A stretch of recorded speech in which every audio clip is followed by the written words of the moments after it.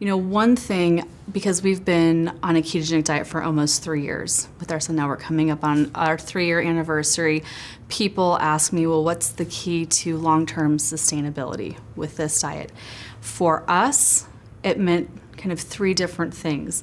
The first was whole family involvement, and that was incredibly important to me because from the get-go, I didn't want to give him a complex about food. I didn't want to give him an eating disorder. I didn't want him to be secretive about food.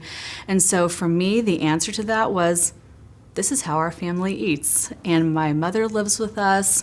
So we have 5 people in our house now, and I threw all the bread away, all the pasta away, and I told my husband and my mom, well, you're grown-ups, so when you're out, you can eat what you want, but not in the house, because I don't want Parker to feel like he is singled out, that he's different, and so it became a family affair.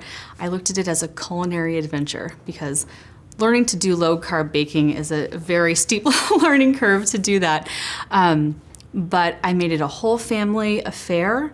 I also, routine blood testing was, to me, a non-negotiable tool to use.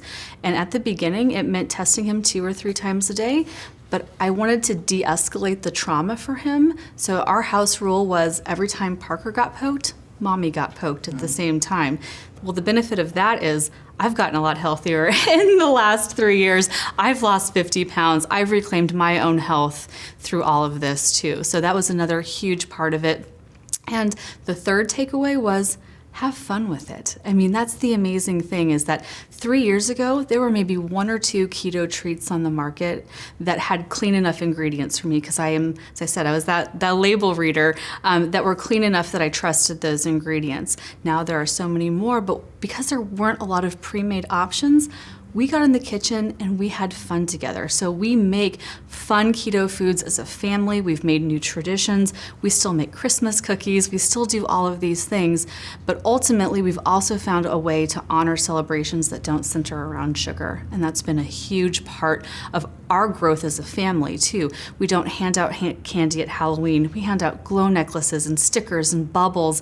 We do a switch witch, where the witch comes and trades all of their trick-or-treat candy for a goodie that they can enjoy.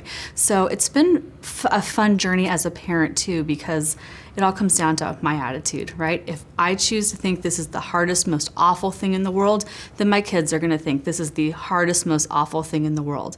But if I come in with a positive attitude and excitement and I'm creative about things, well, that just rubs off on my sons too.